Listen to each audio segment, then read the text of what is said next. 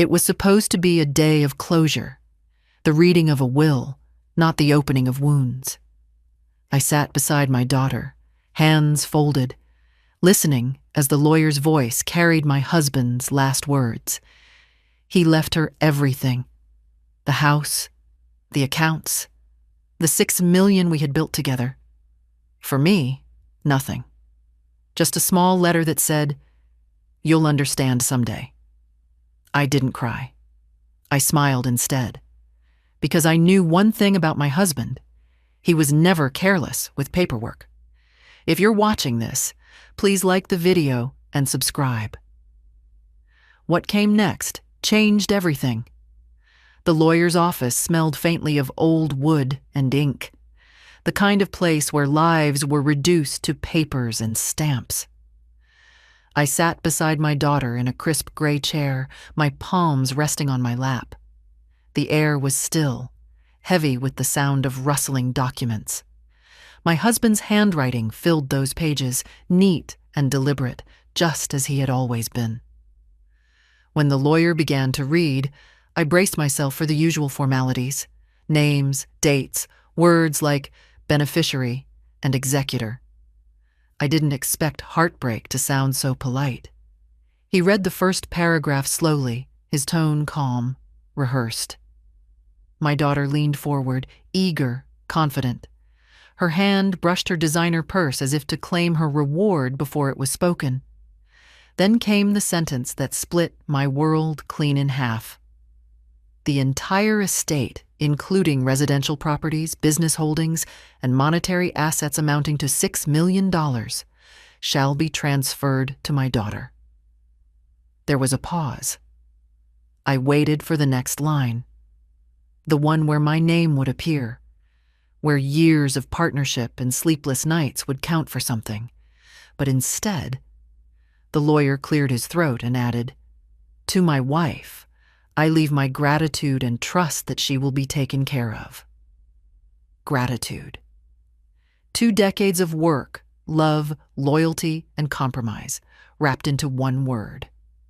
My daughter placed her hand gently over mine and whispered something meaningless, a show for the room. Her eyes, however, were already bright with ownership. She was already calculating rooms, numbers, and figures that now belonged to her. I smiled faintly. She didn't realize that when you've built something brick by brick, you don't need to own it to know its value. The lawyer handed me an envelope. Small, cream-colored, sealed with my husband's initials. Inside, a short note written in his firm, slanted handwriting. "You'll understand someday. Everything is where it belongs." I folded it neatly and placed it in my purse without a word. I didn't understand it then, but I promised myself I would. When the session ended, my daughter rose first. She walked out with confidence, thanking the lawyer as if she were the one who had built the empire. Her husband joined her outside, already talking about moving into the main house. I stayed seated for a moment longer, staring at the empty chair across from me. The one my husband would have filled if death hadn't stolen him too soon. I thought of his last days, of the way he'd held my hand and said, "Everything's arranged." Outside, the afternoon was golden. The world was still the same, but I wasn't. The betrayal didn't arrive like thunder. It came quietly, like a slow wind closing every door I'd once opened. My daughter drove away in his car, her laughter echoing faintly in the parking lot. I stood on the steps, clutching that envelope, and realized I was alone. Not by fate, but by choice made on paper. I didn't cry that day. I didn't beg for explanations or comfort. I went home, placed the letter on my bedside table, and made tea in the same chipped cup my husband had used for years. The house felt smaller, emptier. Every photo on the wall looked different now. The smiles too perfect, the memories too distant. I poured a cup for him out of habit, then stopped. The silence that followed was almost kind. That night, I couldn't sleep. I took out the will, read it again line by line, tracing the lawyer's black ink across the paper. The words were final, but something felt unfinished. My husband had been many things, cold at times, proud, but never cruel. He was meticulous, almost obsessive about his business dealings. For him to leave me nothing didn't make sense, not unless there was something I was meant to find. As the clock struck midnight, I unfolded his note again. Everything is where it belongs. I stared at the words until they blurred. Then I remembered something small, an old leather folder he used to keep in his study drawer. He'd always been protective of it, always locking it away. I hadn't touched it since he died. A strange, stubborn spark lit inside me that night, a mix of grief and curiosity. I realized the will wasn't the end of my story. It was just the beginning. I folded the paper again, placed it neatly back into the envelope, and whispered to myself, "I'll understand, Henry. I promise." Then I turned off the light and fell asleep beside the ghost of a man who might have left me more than anyone realized. Before money, before titles, before the mansion and the fine suits, there was just us. A young couple trying to survive with a second-hand car and more dreams than sense. I was barely 20 when we married, and my world became his ambition. He worked long hours. I worked longer.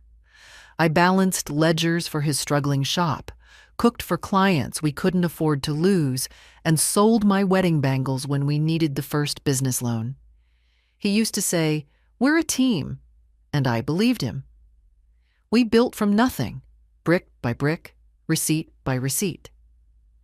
I'd stay up late at the kitchen table, sorting through bills, making neat stacks of notes, while he planned expansion over coffee.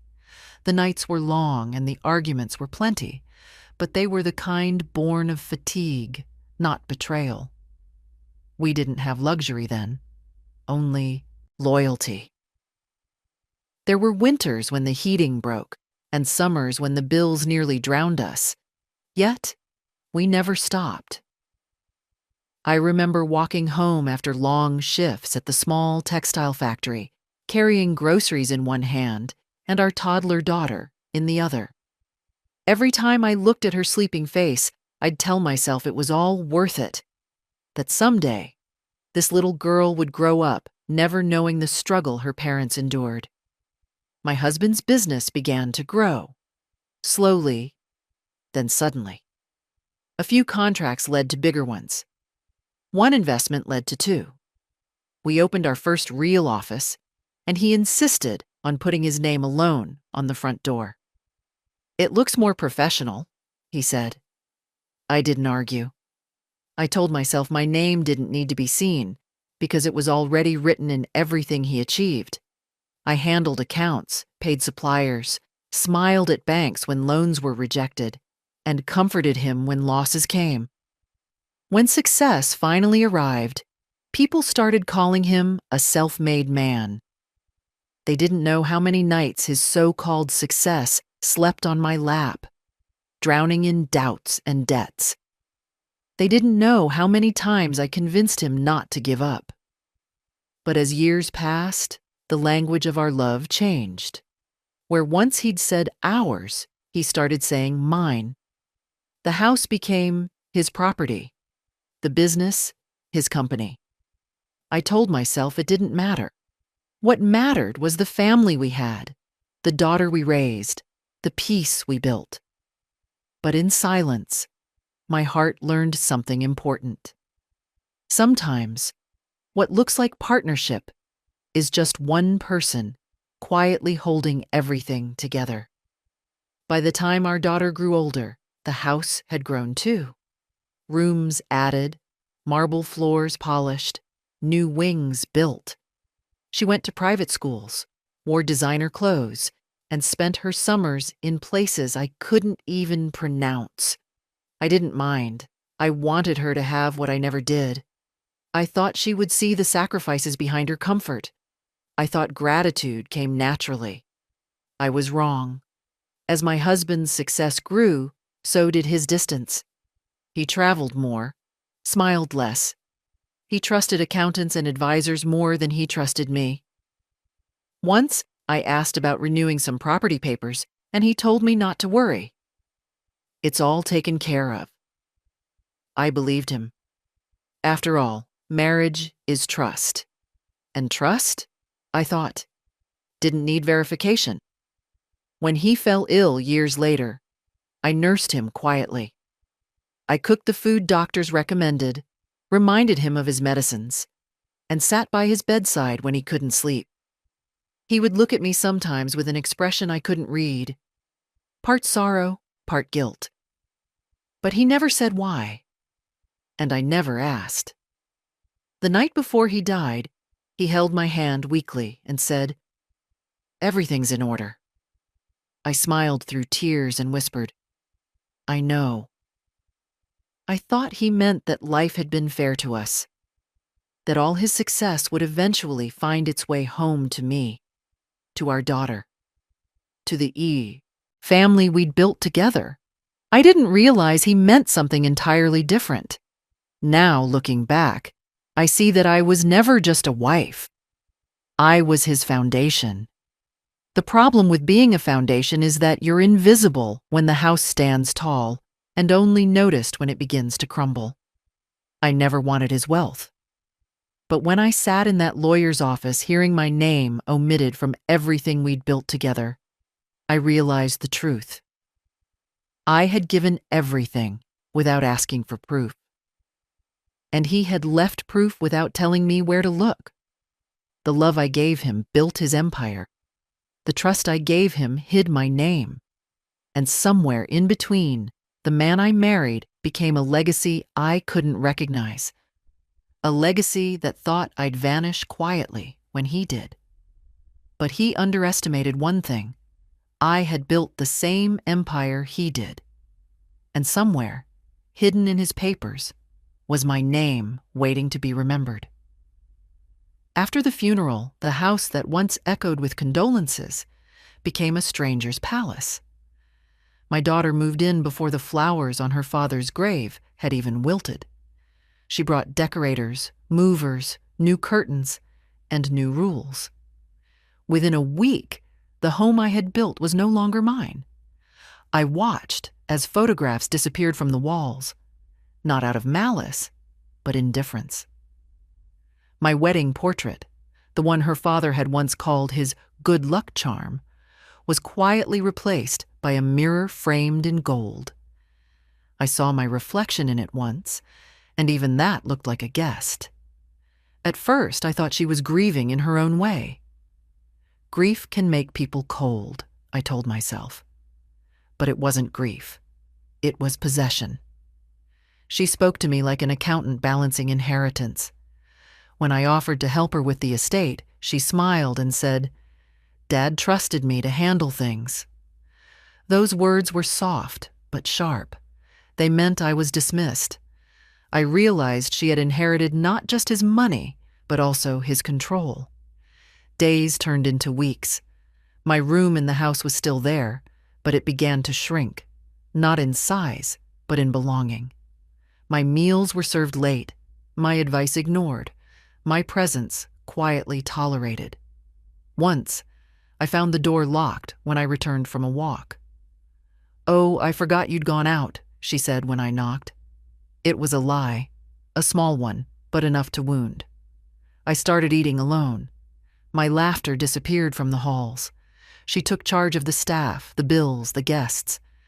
I had become decoration, like one of the old vases her father bought on his business trips. Something valuable, but outdated. Her tone changed too. Once warm and affectionate, it became clipped, managerial. She started calling me by my name instead of Mom. Each time she did, it felt like a page being torn from our story. She introduced me to her friends as my late father's wife instead of my mother. I would smile politely, pretending not to notice the insult buried in the politeness. When the lawyers came to finalize the transfer of remaining accounts, I sat quietly in the corner. They talked around me, not to me. My husband's company shares, the investment properties, even the apartment we'd once rented during hard times. Everything was signed into her name. The pen moved easily.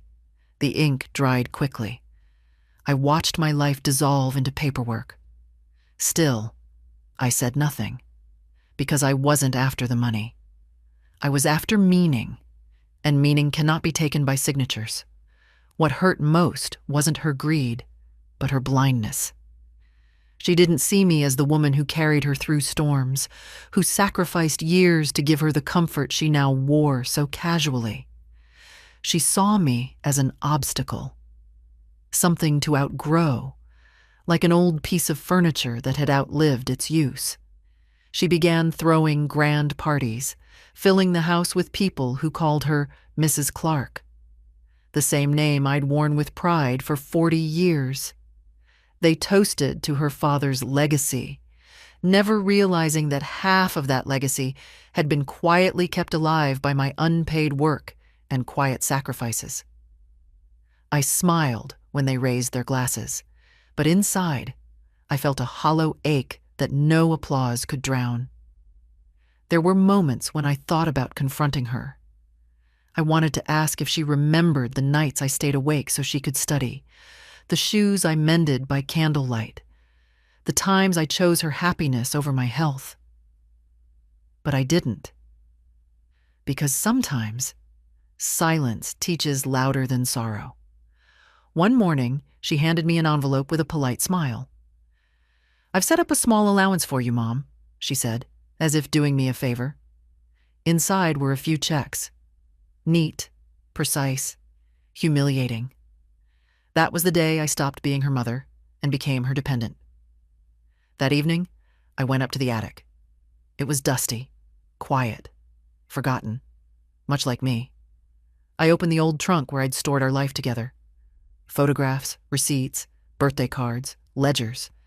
And beneath it all, a stack of brown folders marked in my husband's handwriting.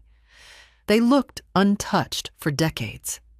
I brushed off the dust and saw the faded words. Business licenses. Private. I felt something stir inside me. Not anger, but clarity. I had spent a lifetime being invisible. Now perhaps the truth was ready to be seen. That night, while my daughter laughed downstairs with her guests, I sat in that attic under a single flickering bulb. The papers were old, the ink fading, but my name, was still there, bold and clear beside his. Co-founder, partner, owner. In that moment, I realized something my husband had once said long ago. Everything's where it belongs. He hadn't abandoned me in the will. He had left me buried proof. And now I was ready to dig it up. The attic was colder than I remembered.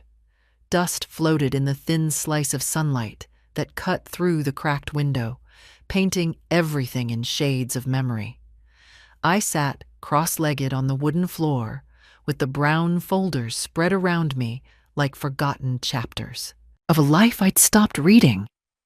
My hands shook, not from age, but from the weight of curiosity and quiet anger. The folders were yellowed and brittle, the edges curled, the paper thin enough to tear with a breath. On the first page, in my husband's precise handwriting, were the words business licenses, private. Beneath that, a list of company names I didn't recognize. Each name was formal, almost anonymous. Holding companies, trust titles, property registrations. But when I looked closer, one detail repeated across every form: my name. Beside his signature, in black ink that had faded to brown, was mine. Maria Clark. Not written as witness, but as partner. My eyes blurred for a second. I thought it was a mistake, maybe an old draft he'd forgotten to update. But as I flipped through more pages, I realized It wasn't one form. It was all of them. The more I read, the more I remembered. Every late night I'd stayed up helping him organize ledgers. Every loan document I'd signed without hesitation. Every temporary addition he'd said was just for safety. He had been careful, meticulous, but he had never erased me. Somewhere inside him, despite all the distance, he had made sure I was written into the very heart of what we built. I found partnership deeds from the first textile warehouse we opened 30 years ago, property transfers listing both our names, even share certificates from a private trust. My breath quickened. For every house he bought, every company he expanded, my signature was there, quietly inked beneath his. And in that moment, I understood what his note meant. Everything is where it belongs. He hadn't trusted our daughter to manage it all. He'd hidden the truth in plain sight. He'd left her what appeared to be the fortune, but the bones of that fortune still belonged to me. The titles, the holdings, the founding shares. They were co-owned. And the one thing she couldn't inherit was a signature that wasn't hers. I took out my reading glasses and spread everything in order. First the business registration papers, then the trust deeds, then the property lists. Each page told a story I had forgotten I was part of. There were even handwritten notes from his early years, business meeting logs, and receipts stapled neatly together. Every record was a breadcrumb, leading back to a truth that had been buried under wealth and pride. One sheet caught my eye. A land purchase agreement dated decades ago. It bore both our signatures, but beneath his name was written, Primary Administrator, Mrs. M. Clark. I hadn't noticed that detail when I'd signed it all those years ago. I remember that day now, sitting at a narrow wooden desk while our baby slept in a pram beside me. Signing stacks of papers he said were routine. Routine, yes, but protective. He must have known our daughter's nature, or at least feared what comfort and greed might do to her. He didn't trust emotions to protect fairness. So he left the truth where only diligence could find it. Inside the ink, inside the law. By the time I reached the last folder, the sun had set. My legs were numb, but my mind had never been clearer. In front of me was evidence not of wealth, but of recognition. My life's work carved into legal proof.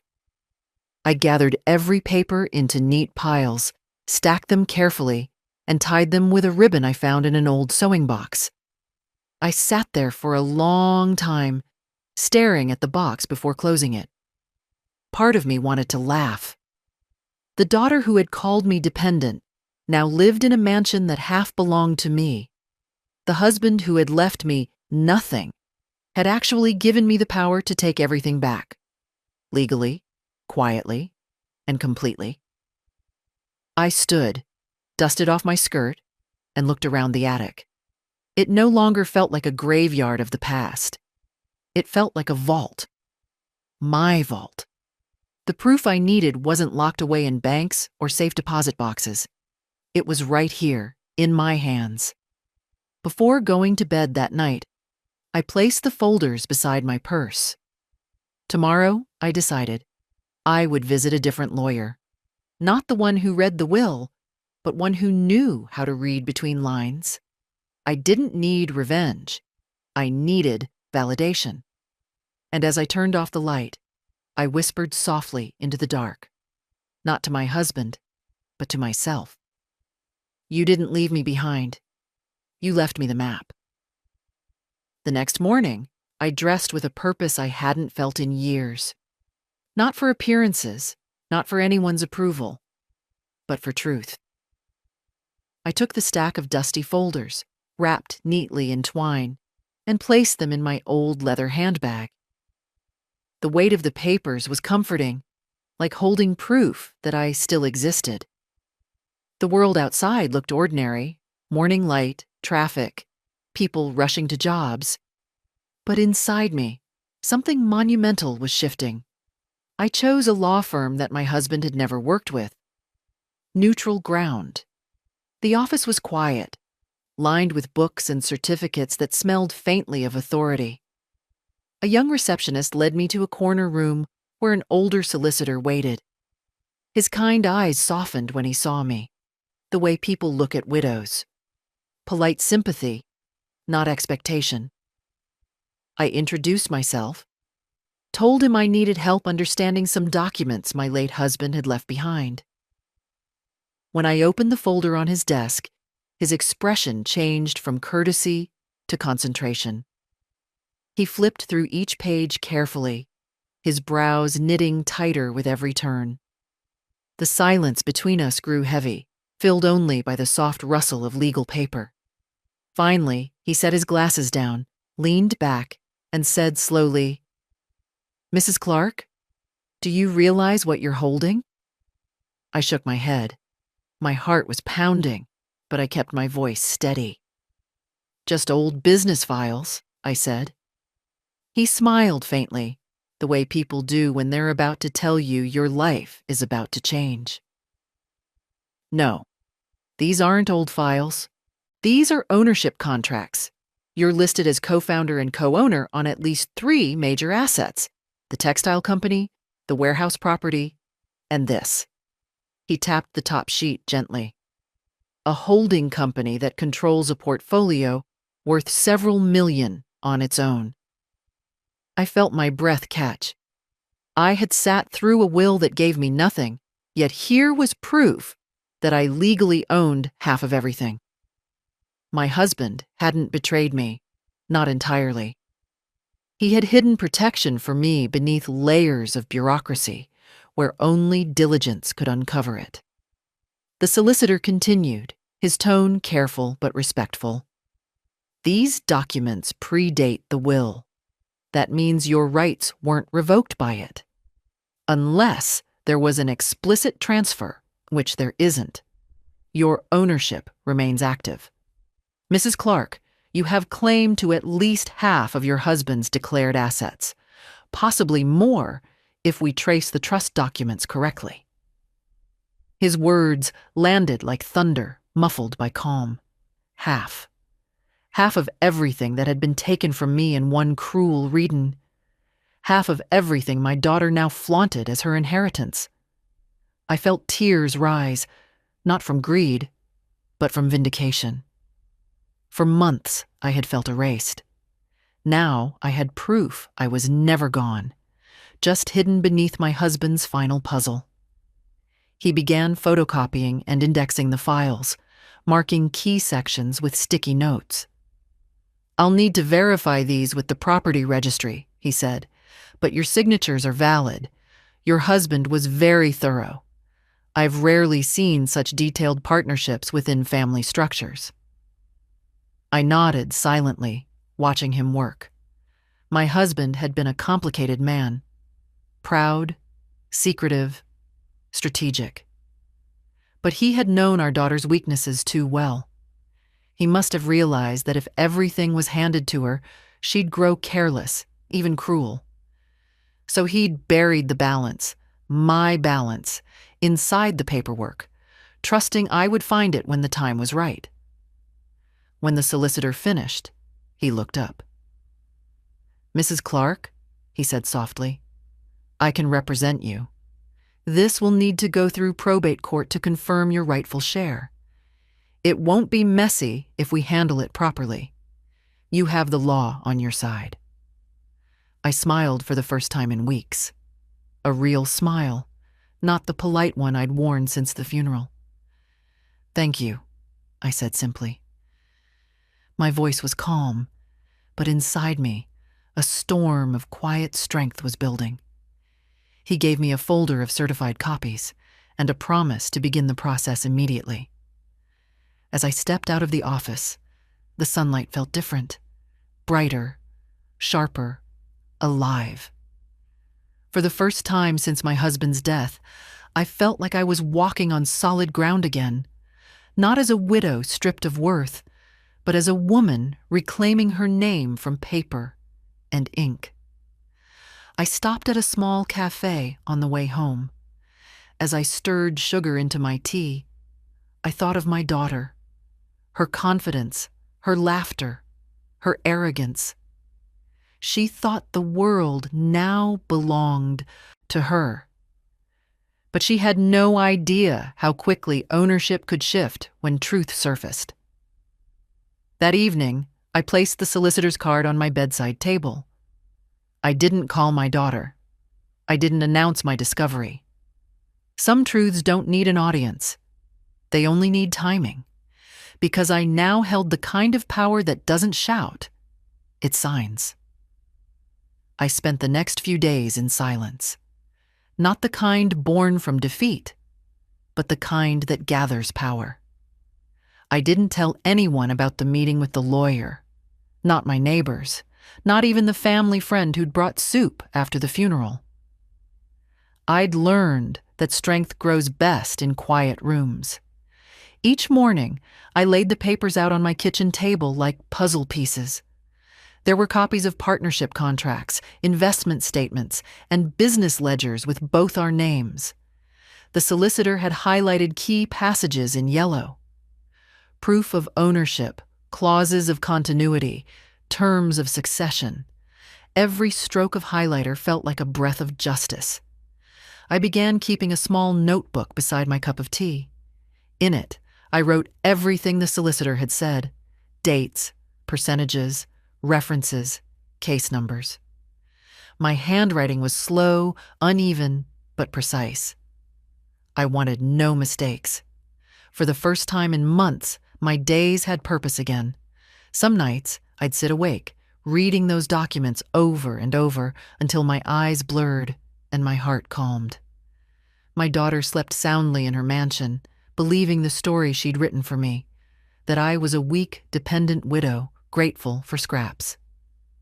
But what she didn't know was that I was rewriting the ending. I visited the courthouse quietly, dressed in plain clothes. The clerk looked surprised when I presented the notarized papers. Most women my age come to ask questions about pensions or community wills, not to file ownership claims. But I wasn't most women anymore. I was a co-founder reclaiming what she had built. The legal clerk verified my identity, took fingerprints, and recorded my petition. The forms were signed, sealed, and stamped. As the clerk slid the folder into the intake bin, I felt something shift inside me. It wasn't joy. It was validation. A life's worth of effort finally acknowledged by law, not sentiment. Back home, I kept my routine unchanged. Cooking small meals, watering the plants, answering no unnecessary calls. I didn't want my daughter to suspect anything. The fewer waves I made, the easier it would be for truth to reach shore. The solicitor called 2 days later. "Everything has been submitted," he said. "We'll serve the notice once the registrar confirms ownership verification. Until then, keep the originals safe." I thanked him, hung up, and went to my bedroom. I opened my old wooden chest, the one that held family heirlooms and folded memories. At the very bottom, beneath scarves and letters, I placed the original files, wrapped in plastic. I locked the chest, then placed the key on a string around my neck.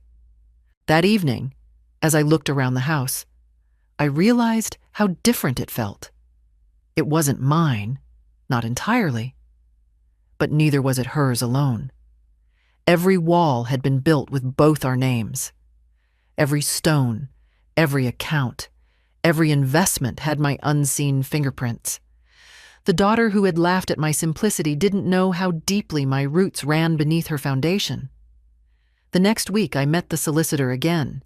He had compiled certified extracts and digital copies in a clean white folder with my name embossed on the front. "This," he said, sliding it across the desk, "is the evidence of everything they took for granted."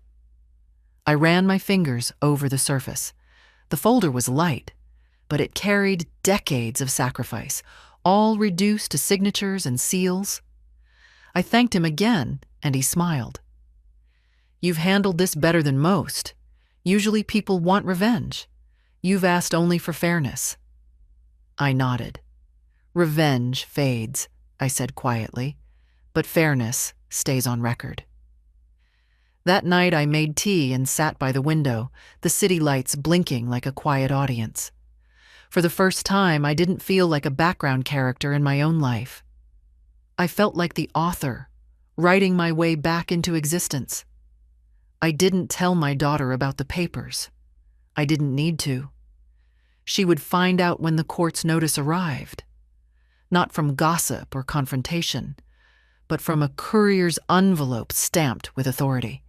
The same kind of envelope her father once used to change lives. As I placed the white folder beside me, I whispered into the still air, "You always said, Henry, that the strongest voice is written, not spoken." I smiled faintly. Looks like I finally learned that lesson. I turned off the light and went to bed early, my chest light and my mind steady. Tomorrow, my silence would begin to speak. The official letter arrived at her daughter's mansion 3 days later, sealed in thick white paper with a gold-embossed stamp from the probate court. The courier handed it to the maid, who placed it neatly on the glass table in the entryway. By evening, my daughter had opened it, and the sound of her disbelief traveled faster than words ever could. I knew because the phone rang an hour later. Her number flashed across the screen, the same number that had been silent since the will reading. I let it ring twice, then answered. Her voice came sharp, shaken, the tone of someone who had just realized the ground beneath them wasn't solid anymore. She demanded to know what I had done. I said nothing. I only told her to come and see me if she wanted to talk. The next morning, her car pulled into my driveway. She stepped out wearing the confidence that had always been her armor, perfectly styled, perfectly composed. But her eyes betrayed her. Behind her, my late husband's car gleamed in the sunlight, the same one I had once helped him choose. She had inherited everything but humility. She walked in without asking, just like always, but this time, I didn't move aside. I led her to the kitchen table, where a cup of tea was already waiting. The same table where I had once taught her how to bake bread and balance a checkbook. It looked smaller now between us. Or maybe the distance had grown too large for any table to bridge. She began with excuses. That she didn't know about the contract. That her father had trusted her to manage the estate. That it was all a misunderstanding. Her words tangled like string. Desperate. Polished. Meaningless. I didn't interrupt.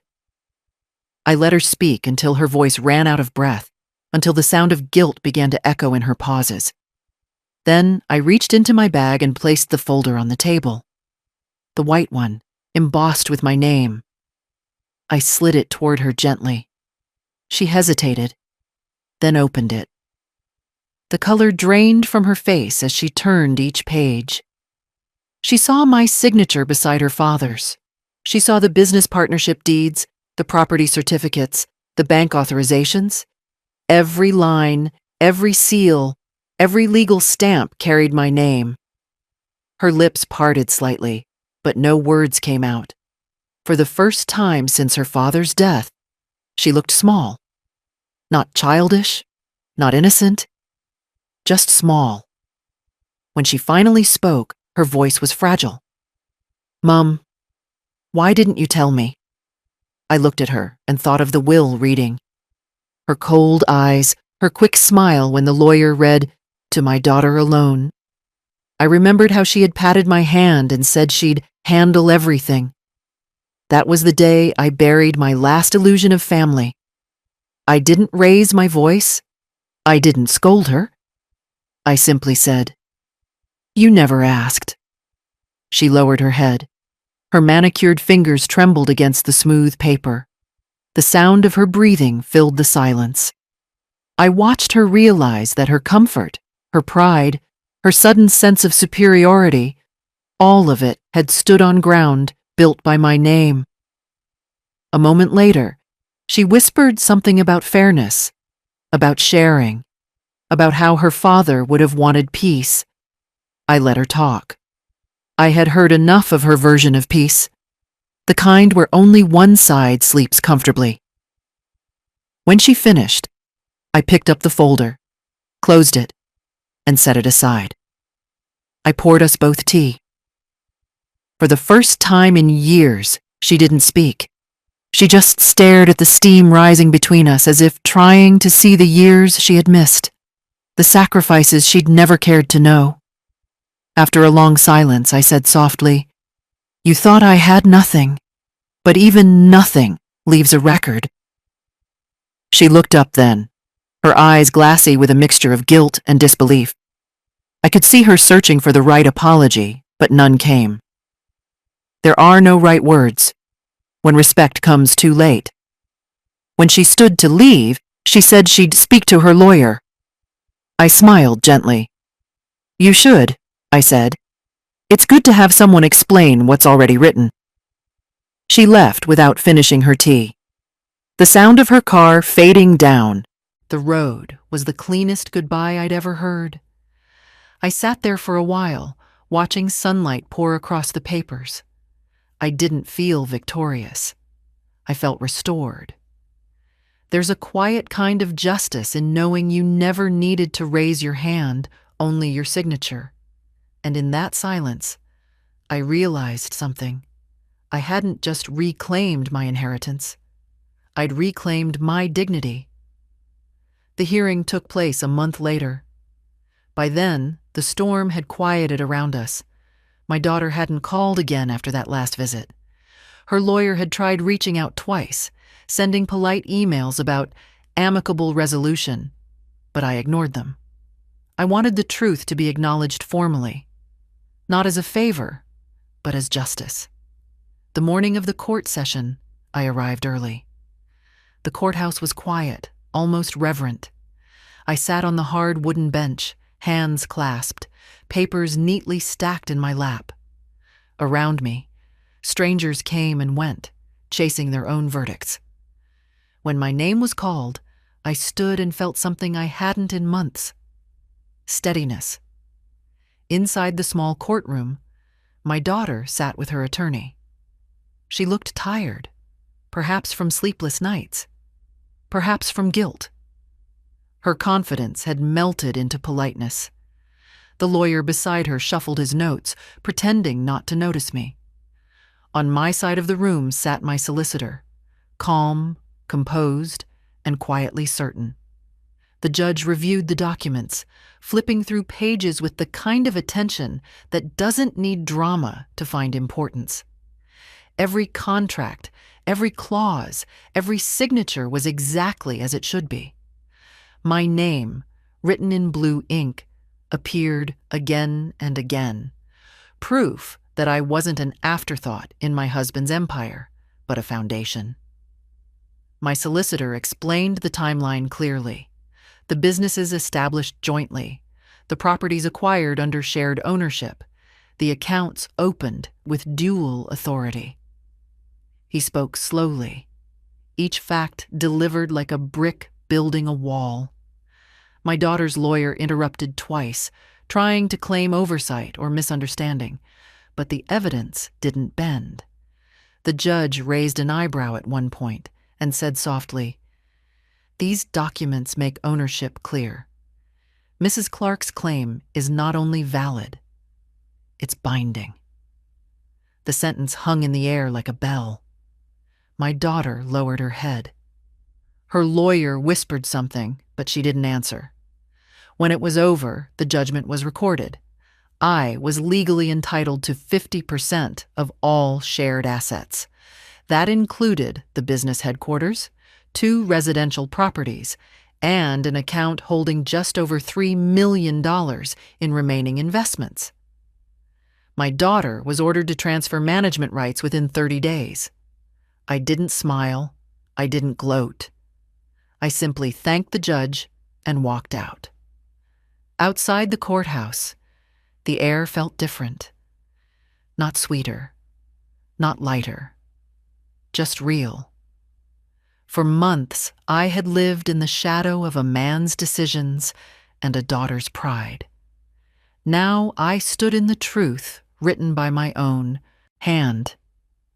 When I reached home, I made tea and sat by the window. I watched the light shift across the floor and thought about how strange justice can feel. Quiet, almost anticlimactic. No fireworks, no applause, just clarity. The following week, I received official copies of the ruling. The solicitor handed them to me in a clean envelope, sealed and stamped. I placed them in my drawer beside my husband's old photo. I didn't hate him. I simply wished he had trusted me enough to know I could survive on my own terms. News of the ruling spread quickly among extended family and former colleagues. Some called to congratulate me. Others said nothing, embarrassed by their earlier pity. A few even whispered that I'd gone too far.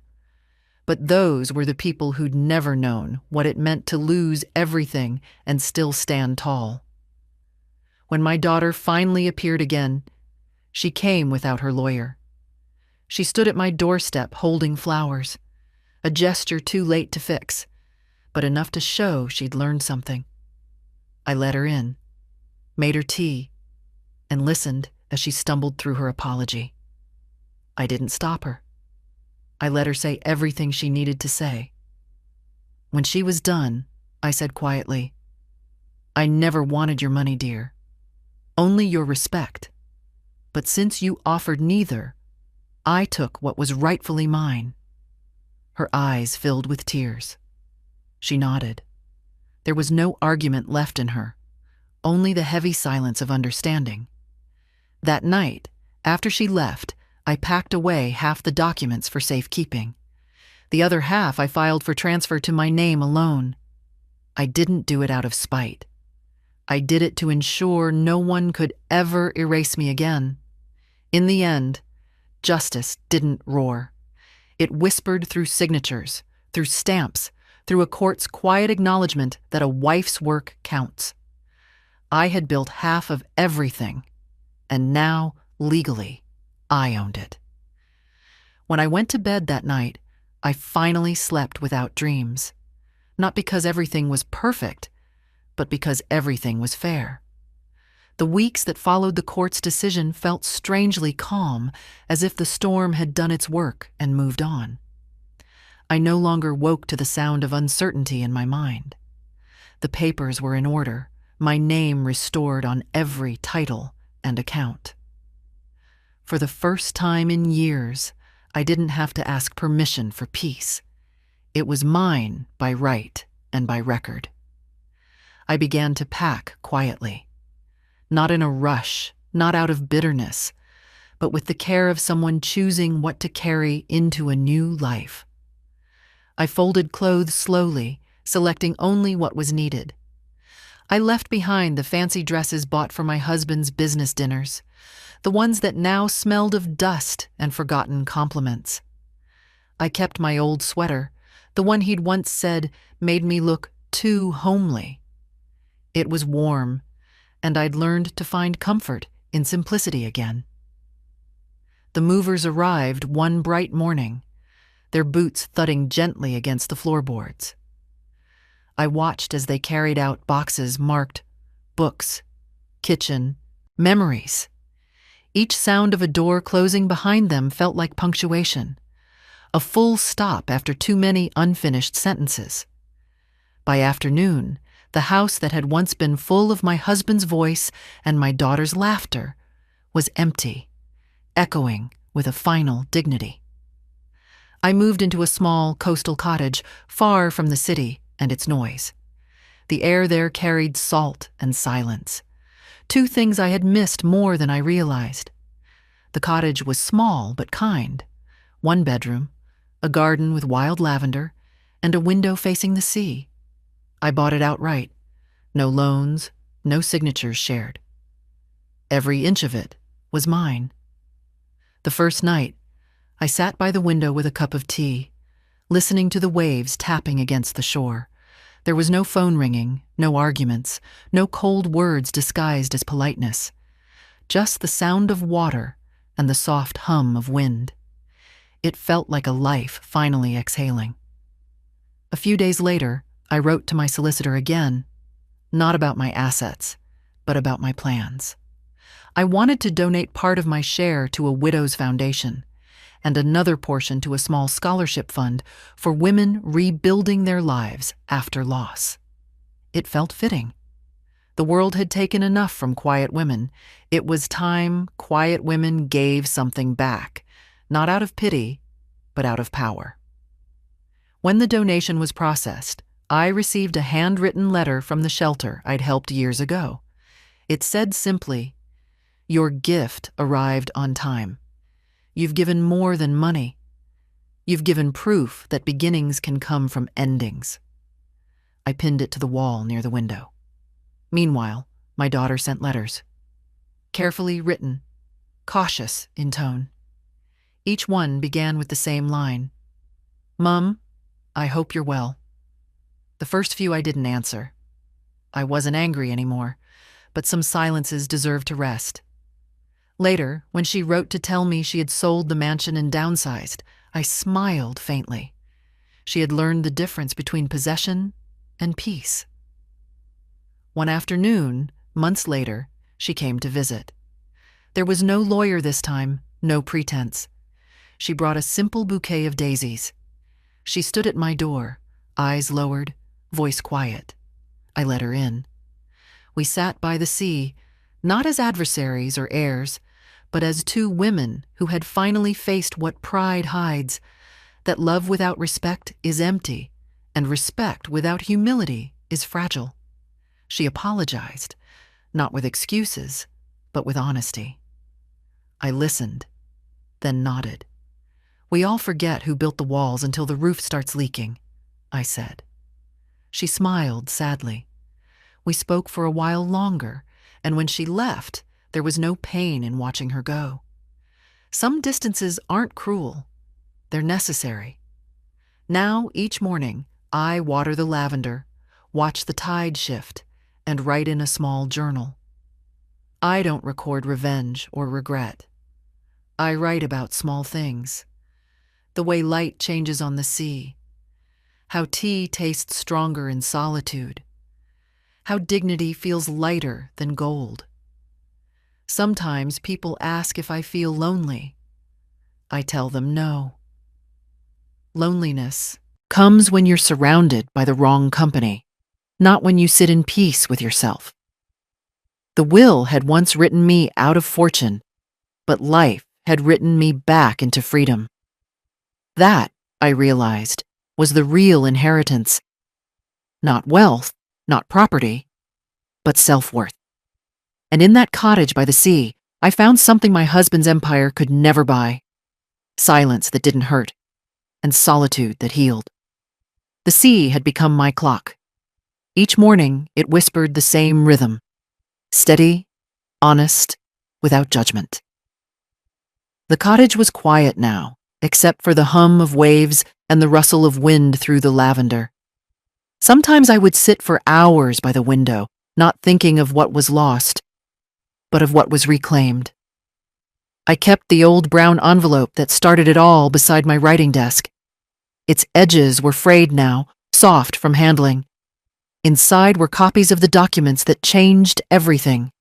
My proof, my justice, my quiet revenge. I never took them out to admire or gloat. I kept them there as a reminder that truth, when buried, always waits patiently for discovery. I often thought about my husband. I tried to understand what led him to sign me away in the will. Perhaps he believed our daughter needed protection. Perhaps he assumed I would always be strong enough to survive without help. Men of his generation were taught to build empires, not to share them. But what he forgot was that I had built it with him. Every late night, every calculation, every polite smile at a dinner table that helped his business thrive. And I thought of my daughter too, how pride had blinded her, how inheritance had made her forget that money without memory is hollow. Yet, as the months passed, I realized I didn't hate her. I pitied her. Because while I found peace, she found herself surrounded by things she couldn't enjoy. Houses feel colder when built on guilt. One evening, I took my journal outside. The sky was streaked with orange and gold, the kind of sunset that makes you believe endings can still be beautiful. I began to write, not about what had happened, but what it had taught me.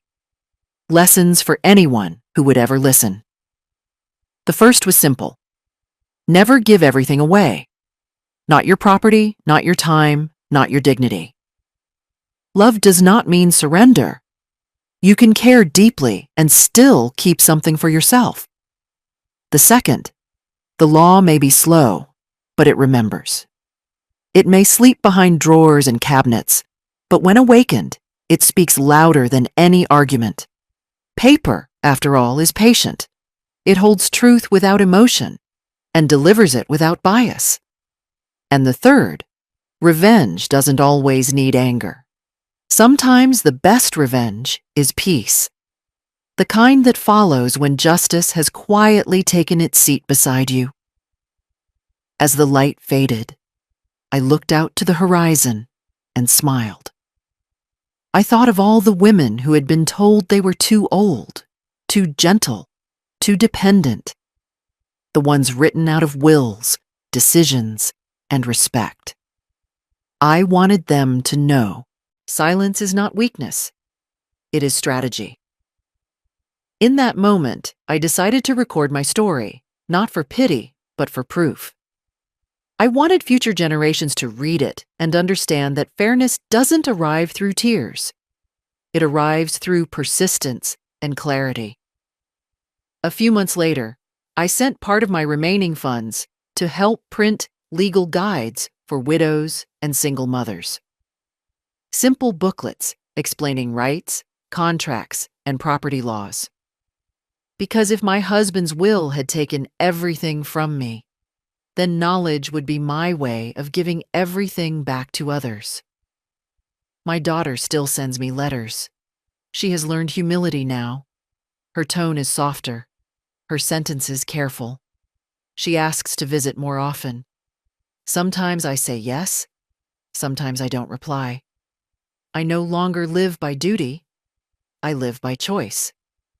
And as I look around this quiet home, small, modest, and fully mine, I feel a peace I never found in marble floors or large bank accounts. The world had once decided my worth in numbers, but I learned that the truest wealth is the kind you sign under your own name. Now, when I sit by the sea, I often speak softly to those who watch my story, maybe people like you. I say this. He left me nothing on purpose, but he also left me my proof. I didn't fight with words or weep for mercy. I found the truth he'd hidden and let it speak for me. Tell me, if someone erased your name from your life's work, would you beg them to remember you? Or would you remind them in ink who you truly are? The waves never answer, but they nod, as if they understand.